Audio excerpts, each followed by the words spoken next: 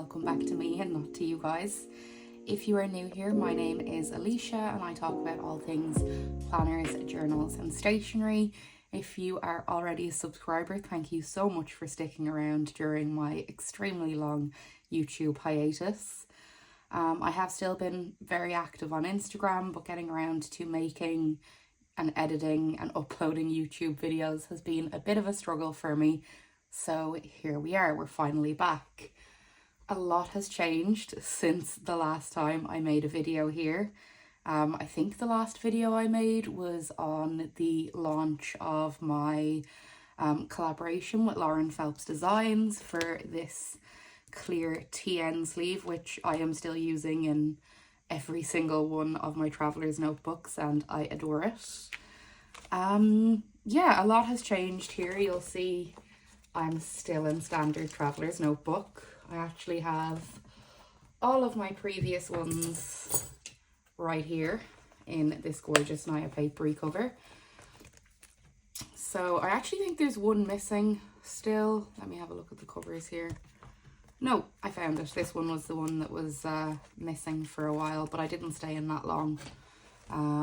Yeah, so there we have that. That is a year's worth, a year plus now, worth of standard traveler's notebook. I do have a full flip of all of these on my Instagram if you want to see that. I'm not going to go through it today because it's a lot. But let's have a little look at how I'm using my current planners, what my system is set up as, and how I plan to use them going forward. So my standard traveler's notebook is still my main journal. I write in here almost every day. I do sometimes skip days or half fill pages, which you will see here. Skipped, half filled, but that's just how life is for me at the moment, and I like to see those blank pages or half filled because I think they tell a story all of their own.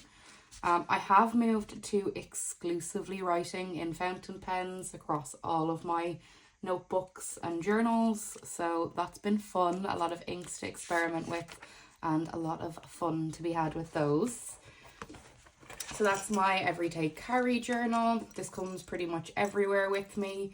Even if I go away and don't happen to write in it, it's still my trusty companion. Then we have my A6 Take a Note. This planner has given me quite a big headache this year. I first got it around, I think, February. Yeah. And I was trying to use it the way I used to use my A5 Take a Note, but it wasn't working for me. I had like maybe one full week that worked well and then completely fell off. Tried to get back into it again, and it just wasn't working for me. Then I attempted to keep it as a bit of like a line a day memory keeper. That lasted for 2 weeks, 1 week, 2 weeks. I did like this use, but this amount of space bothered me for something that was so small. I felt like I was wasting quite a lot of what I had put money into. So how I'm using it now is as a prompt journal. The prompts I'm using are from Claire from online. She has an Instagram account called Not Afraid of Paper, where she had been posting prompts from January until the end of February, and then the March and April prompts are available on her Patreon. So that's what I'm using for this. I'm only into my second week of it. I haven't started the second half of that week, but I'm absolutely loving these. I find them really easy to fill out in like 10 or 15 minutes at the end of the day, and I am loving it. I think what I will do though is go in and write out the rest of the prompts, because I do find it a bit irritating having to go onto Instagram every week, look up which prompts I'm moving on to next and write them in. So I might do the next 8 or 9 weeks and write out what prompts I will be doing ahead of time.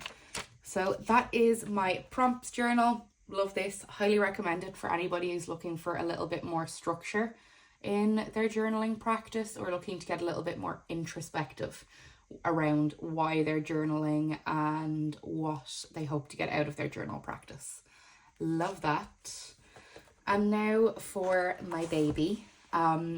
If you've been around on my Instagram or YouTube for a long time, you will know that this has been my unicorn planner for a very long time. I've wanted a Filofax Malden for years, but I wasn't in a position to purchase another cover. I have a very large collection of planner covers that I'm slowly giving away to people and gifting and trying to minimize because I've found what sizes work for me now. I know that for my everyday journal, standard traveler's notebook is my dream size, and in terms of planning, personal has always worked for me. I try to make pocket work, I've tried to make A5 work, I've tried everything. Like last year, I think I was in 13 different planners in a year, which means I didn't even last a full month in one planner. But the one that I did go back to several times was personal size. Excuse me. So I'm back in personal. Oh, that click sound is so beautiful. I haven't set this up exactly how I want it yet. I did just dive in the second it arrived. I was actually using, if you've used the Saffiano Compact, the zip Filofax, the rings in that come out and it's just like a backboard with rings on it. I was using that for a few weeks just so that I could be in personal size. And then the day this arrived, I just put all the inserts that I was using in it and haven't set it up aesthetically or really functionally yet. I'm still struggling flipping from week to week or month to month. So we'll skip forward to where we are now. Let me just move my little dart down. My monthlies, I don't use monthlies the most. I'm starting to. April was a good month for updating my monthlies, but I work off of more of a weekly and a daily. So for me, monthlies are just for future planning. I don't backfill. I don't do anything like that. It's just so I know what's coming up next. So I have a few things put in the future months. Tracking, I'm not going to actually show on here. I'm not a great tracker. I struggle with keeping up with trackers, but what I do track is very personal. It's not stuff I feel comfortable sharing. So I'm not going to, because I have been in a bit of a trap with being in the planning and journal community for the past few years, where I get this urge to share absolutely everything I do in my planner, and that section's for me. And I'm learning that not everything needs to be shared, coming from a serious oversharer. So that part's staying private. Then we get into weeklies. I have tried so many different things for weeklies. So many things have worked, so many things haven't. This was my first weekly spread that I tried, which is from Paper Test Designs. Loved this. Not enough space for me. Couldn't make it work functionally. I wasn't able to get everything I wanted into this weekly spread, so I scrapped it. Then we have this one, which was, it's actually the same spread, the same inserts, but this page is included here. I don't need a timed schedule. I don't work off a timed schedule. I get up when I feel like getting up, and I work when I feel like working. It does still happen every day that I work on Instagram and content creating, but I don't need a timed schedule because I'm not going to stick to it. I'll end up getting annoyed at myself for not sticking to it. I'm also not great at tracking, as we've discussed, so I usually start tracking for a few days, fall off the tracking bandwagon, and then hate opening my weeklies because I haven't kept up with it. So this one did not work at all for me. And then what we're trying now is this insert from Kina Prints. Yes, there's a lot of different ink colours at the moment. I was trying to figure out which pen I wanted to write in. So this one is a mess, but I love it. I absolutely love this weekly. It reminds me a lot of what I used to do in my Hobonichi Cousin or in my Take a Note. and both of them actually worked quite well for me when I wasn't backfilling. So I think we're going to stick with this. I've been really inspired by Keena Prince herself and by Plans Over Cold Brew for how they set out their weekly spreads. It brings me so much joy to see other creators making things that really, really resonate with me. And the way that she uses hers has been a massive inspiration. So we're going to try this. I do want to replace this tracker with something. I'm probably going to put in a little sticker over it or something because I don't need a tracker. It's just not me. So I have printed out a few of these. I'm not going to get into the paper that I use in here because it's terrible.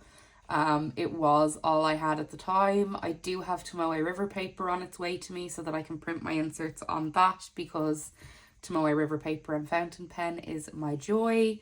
Then I have a little section here which is just a little Instagram sticker.